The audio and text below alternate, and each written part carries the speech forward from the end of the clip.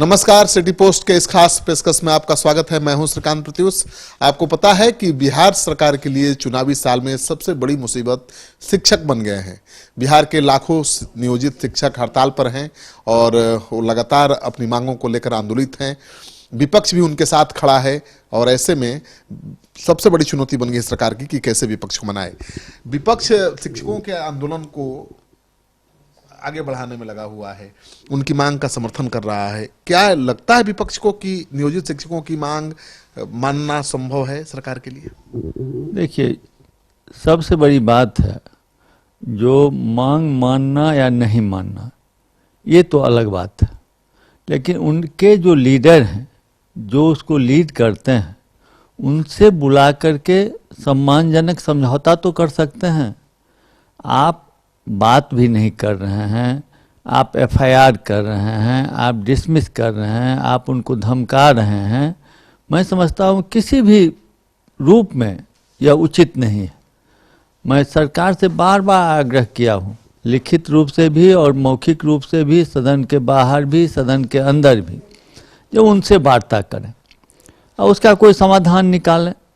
सरकार ने तो कह दिया है कि उनका मानदेय बढ़ाया जाएगा, वेतन बढ़ाया जाएगा, लेकिन समान कार्य के लिए समान जो देय है, वेतन है, वो संभव नहीं है। 4.5 साल पहले लिखित रूप से समझौता किया गया था, जो उनको क्या क्या दिया जाए। मैं कोई नई बात नहीं कहना चाहता हूँ, न चाहता हूँ ये लड़ाई बढ़े। मैं उसका समाधान चाहता हूँ।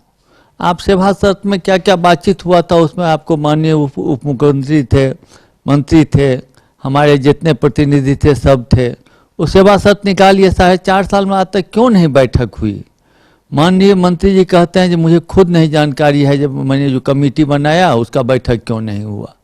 आप समझते हैं ये उचित है? कहीं से भी उचित नहीं है।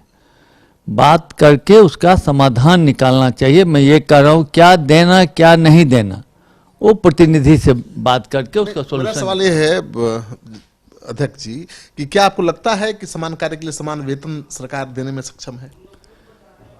आप कहते हैं जल जीवन हरियाली में 24,000 करोड़ रुपया आपने दे दिया, आपने अनेकों योजना में ऐसा दिया, आप पोशाक बांट रहे हैं, साइकिल बांट रहे हैं, शिक्षक को दरमाहा नहीं दे रहे हैं। ये कहाँ से नहीं है? आपको अगर मान लिए आर्थिक कठिनाई है तो सब जगह न होगी। आप ऊपर से कहते हैं जो 12 करोड़ बनाम 4 लाख, ये उचित नहीं न है। आप कन्फ्रंटेशन करा रहे हैं। आपको अंदाजा है कि कितना राज्य सरकार के खजाने पर भार पड़ेगा समान वेतन देने में? भार पड़ेगा, ये सही है, लेकिन बहुत चीज को छोड़ के भी शिक्षक जब तक संतुष्ट नहीं होंगे, शिक्षक जब तक पढ़ाएंगे नहीं, वही शिक्षक आपको पढ़ा करके एसपी बनाते हैं, कलेक्टर बनाते हैं, डॉक्टर इंजीनियर बनाते हैं, उनको आप संतुष्ट। आप कितना बुरा लगता है जो जिनको हम पढ़ाए उनका दरमाहा हो गया 1.5 लाख का, मेरा 15,000 का 20,000 है। तो हम समझते हैं, जो मैंने बार बार कहा है, जब बात तो कीजिए, क्या होगा उनको समझाइए। तो सभी ज्ञानी लोग हैं, शिक्षक भी ज्ञानी हैं, उनके लीडर भी ज्ञानी हैं, तो हम समझते हैं उसका कोई समाधान जरूर निकलेगा। अभी तो सरकार ने ऐलान भी कर दिया है कि शिक्षकों का मानदेय बढ़ाया जाएगा, फिर जो वित्त रहित डिग्री कॉलेजेज हैं उनको अनुदान मिलेगा, मदरसा का अनुदान मिलेगा। क्या क्या मांगे हैं? आप देखिए, यहाँ जहाँ तक वित्त रहित का सवाल है, वित्त रहित सवाल, हम लोग काउंसिल के सदस्य हैं और उसमें सभापति सुप्रीम होते हैं। उनके अध्यक्षता में हम लोग की बैठक हुई। आज उसका भी सालों बीत गया। 6 साल का अनुदान बाकी था। उन्होंने मंत्री जी, डिप्टी सीएम, सभापति महोदय, सभी लोग थे और जितने पदाधिकारी हैं शिक्षा विभाग के, सभी लोग मौजूद थे उस बैठक में। हमारे सभी जनप्रतिनिधि जो शिक्षक से रिलेटेड हैं, सब लोग थे। तय हुआ था कि 2 महीना के अंदर में 6 साल का अनुदान दे दिया जाएगा। उसमें घाटा अनुदान की बातचीत हुई थी, जो हम लोग ने उनसे आग्रह किया था, केदार पांडे जी ने कई कॉलेज का ब्यौरा दिया, जिसमें अगर सरकार ने ये नियम बनाया जो हम अपने आर्थिक जो हमारा जो स्रोत आएगा उससे 70% हम शिक्षक को देंगे, 30% अन्य कार्य में खर्च करेंगे, वो जोड़ के ऊपर से सरकार का जो अनुदान है वो जोड़ने के बाद घाटा अनुदान देने पर शिक्षकों पर कोई भार नहीं पड़ता है, बहुत कम, माना आप नगण्य भार पड़ता है। लेकिन आपने उस पर कोई कार्रवाई नहीं की, आज तक न ही अनुदान दिए आप, न ही घाटा अनुदान की व्यवस्था किए। मदरसा शिक्षकों के बारे में उनको आपने 6 महीना से, अभी सारा काम चल रहा है, 6 महीना से आप उनको वेतन नहीं दे रहे हैं।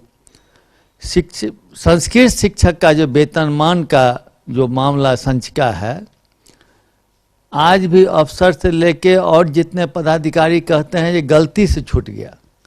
अब मान लीजिए कोई गलती से कोई काम छूट जाए तो उसका तो समाधान अविलंब होना चाहिए।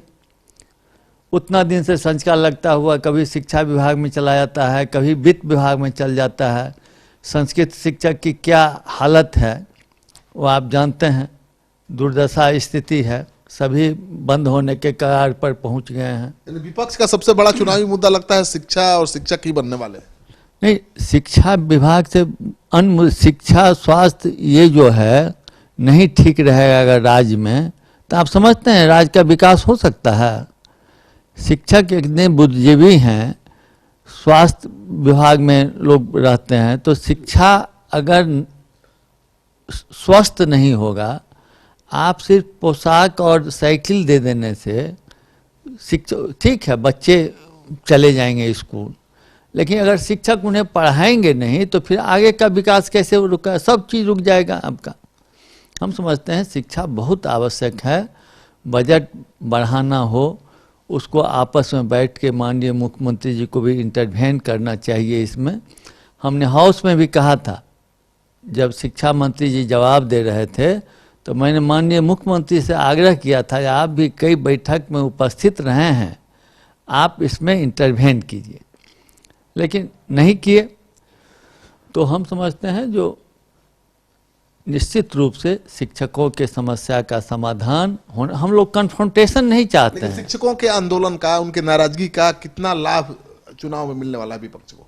तो चुनाव का अभी सवाल नहीं है, चुनाव का मुद्दा तो अलग होता है। अभी ठीक है शिक्षकों का हड़ताल है, शिक्षक दुखी हैं, और कोई भी कम्युनिटी दुखी होगा तो उसका खामी सरकार को उठाना ही पड़ेगा।